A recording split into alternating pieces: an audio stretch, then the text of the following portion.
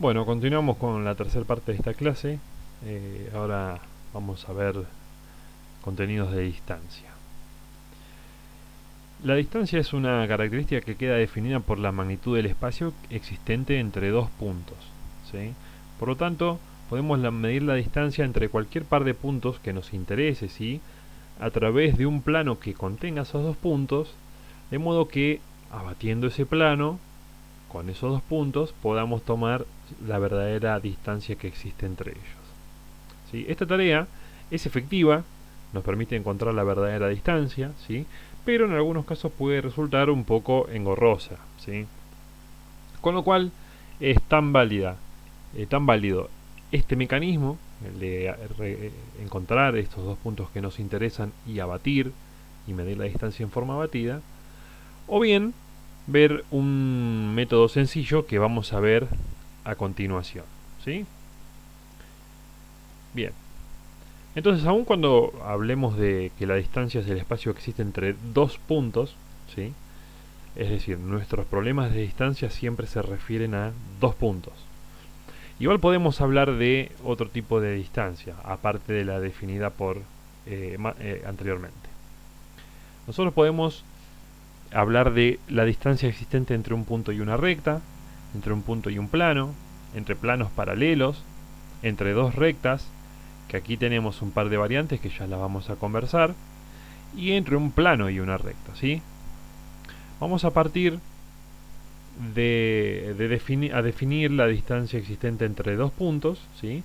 Con un método alternativo al del abatimiento, ¿sí?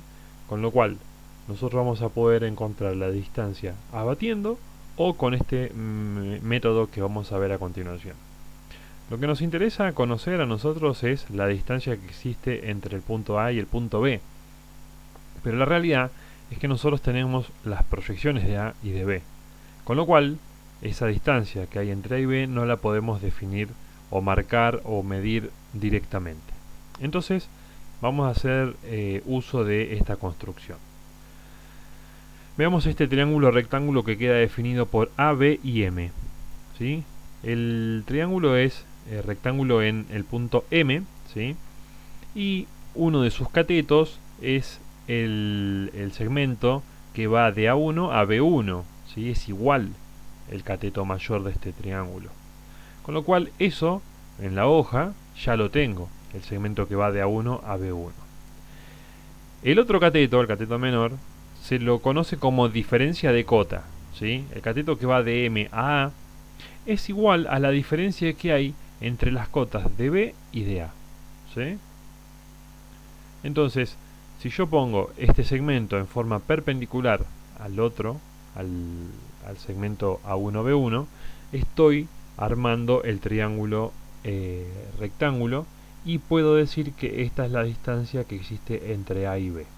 Bien.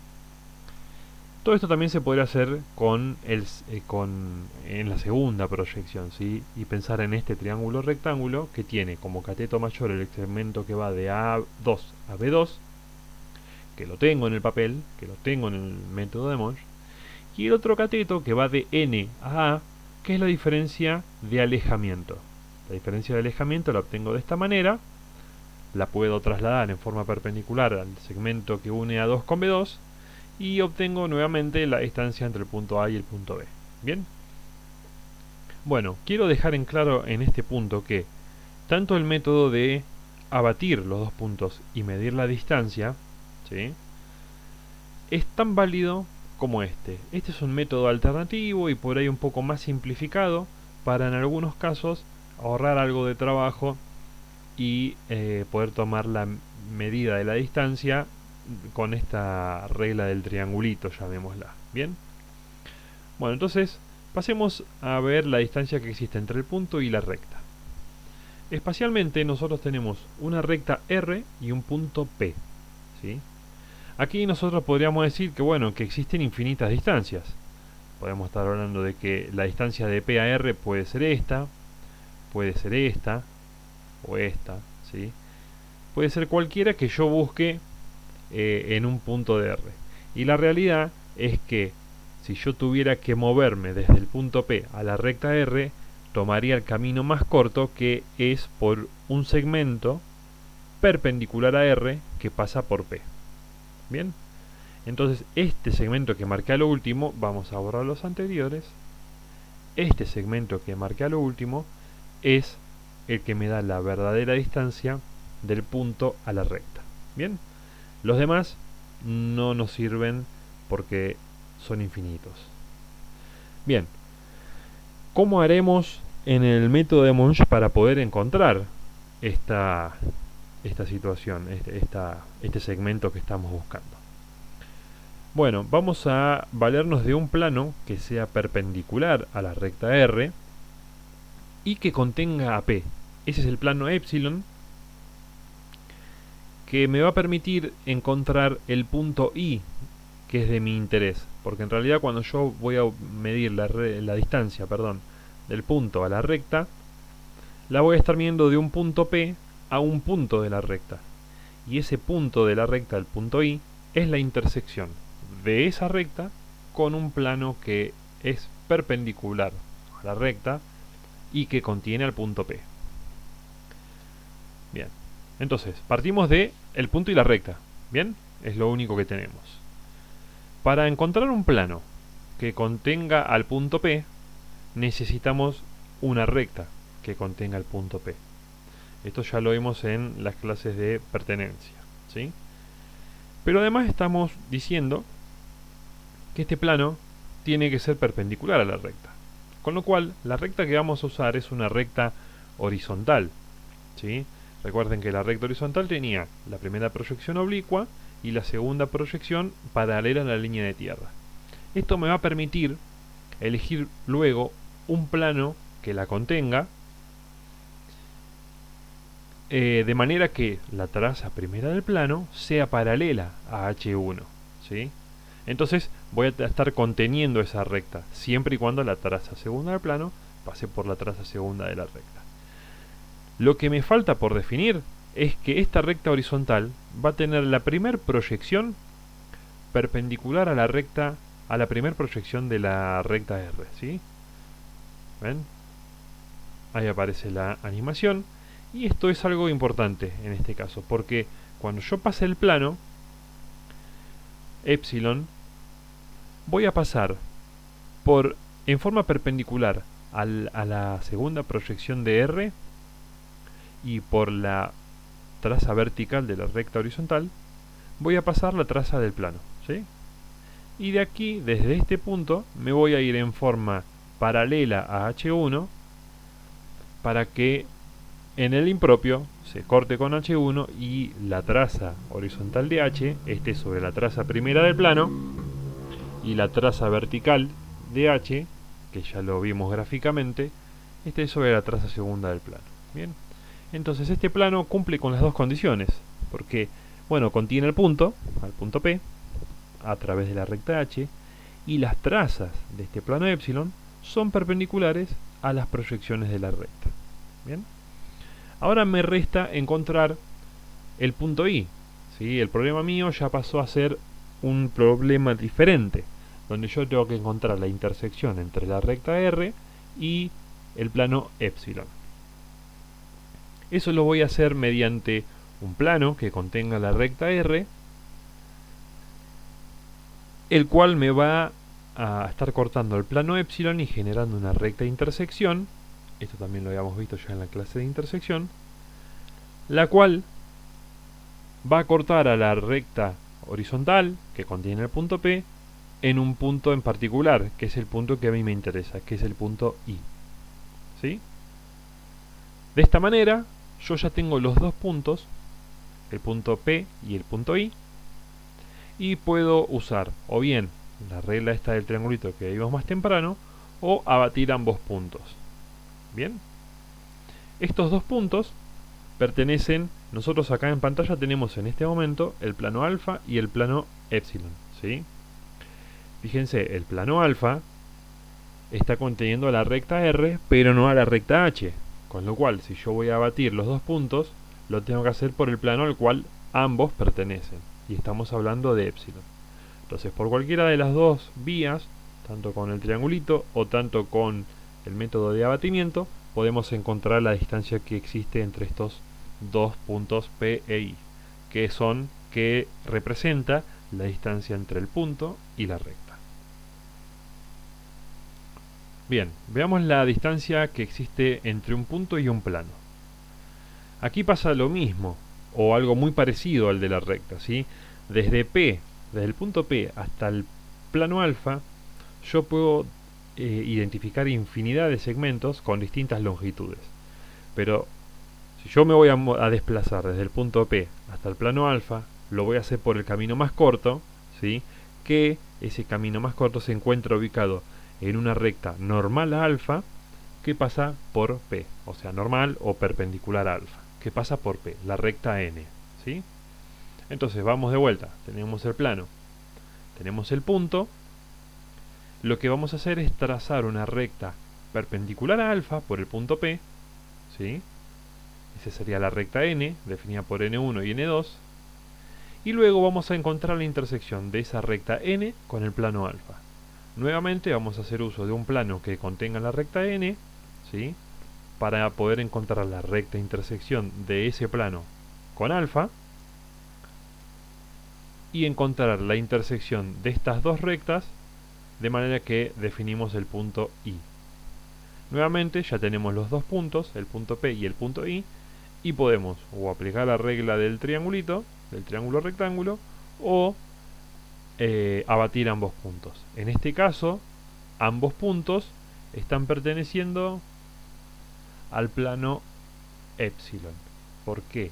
Porque el plano epsilon contiene la recta N y contiene la recta intersección, ¿sí? Entonces, si vamos a abatir los dos puntos, lo vamos a estar haciendo a partir del plano epsilon y no del plano alfa.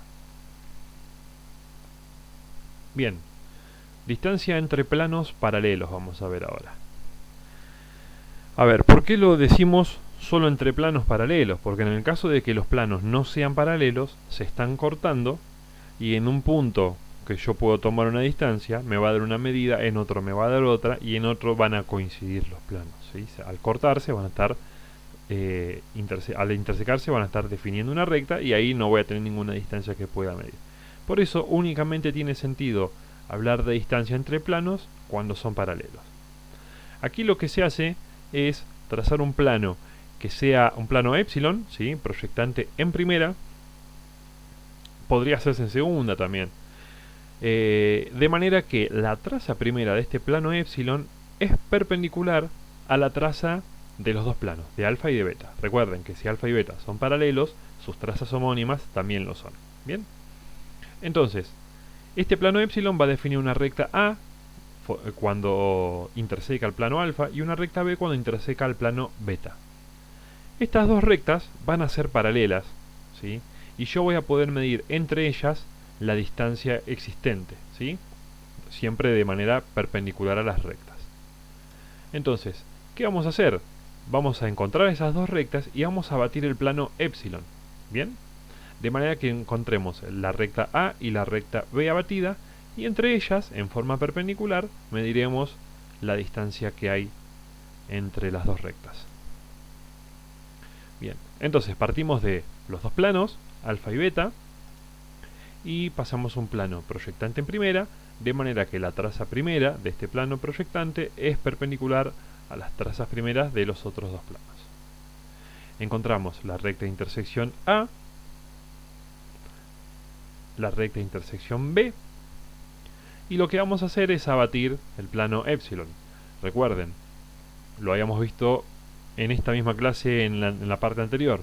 Cuando yo abato un plano proyectante, las trazas de los planos proyectantes siempre son perpendiculares. Entonces la traza abatida, en este caso voy a abatir la traza segunda abatida va a quedar en forma perpendicular a la traza primera. Esto es esto, ¿sí? La traza segunda de epsilon abatida a través de la traza primera. ¿Bien? Bueno, con esta traza vienen las trazas verticales de las dos rectas, A y B, ¿sí? Y las trazas horizontales, H de A y H de B, cuando el plano gira, permanecen en el mismo lugar, con lo cual yo puedo unir H de A con B de A y H de B con B de B, para encontrar las rectas A y B abatidas. Bien. Finalmente, mido en forma perpendicular a ellas la distancia que hay entre los planos alfa y beta, ¿sí? Esta distancia que hay entre A y B es la misma distancia que hay entre los planos alfa y beta. Bien, distancia entre dos rectas. Aquí no vamos a dibujar mucho, simplemente vamos a hacer menciones de casos particulares de las rectas, de tres condiciones únicas en las que pueden estar las rectas. Las rectas, dos rectas pueden ser secantes, quiere decir que se cortan en un punto. Si dos rectas se cortan en un punto, hay un punto donde coinciden y donde no hay una distancia para medir, y a medida que me voy alejando de ese punto, la distancia se va incrementando. A su vez, depende mucho de cómo la mida con el ángulo, lo cual es totalmente erróneo. Entonces, entre rectas secantes no se mide distancia, porque se cortan en un punto. Las rectas también pueden ser alabeadas. Estamos hablando de dos rectas que están en el espacio, ¿sí?, que no son paralelas, pero tampoco se cortan en un punto, ¿sí? Este es un caso de que lo exceptuamos en este curso, ¿sí? Está en la bibliografía y es muy interesante para que lo analicen porque sirve para aplicar mucho de los temas vistos hasta el momento, ¿sí? Y el otro caso es cuando las dos rectas son paralelas. Cuando las dos rectas son paralelas, como lo que vimos recién, vamos para atrás un poquito, las rectas A y B, que pertenecen a epsilon, son paralelas. Entonces, ya sabemos medir distancia entre rectas paralelas, ¿sí?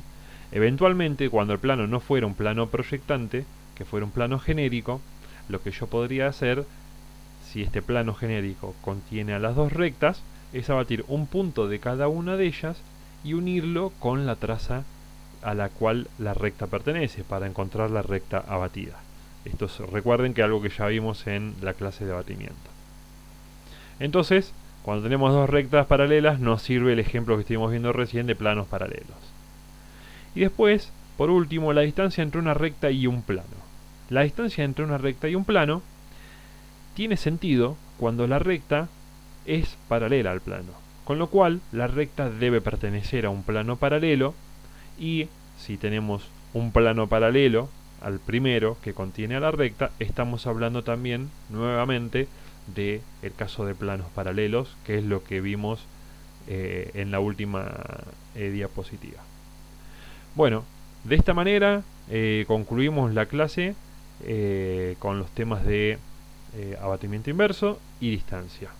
En la semana estaremos subiendo algunos ejercicios resueltos para que puedan continuar avanzando con la guía de trabajos prácticos.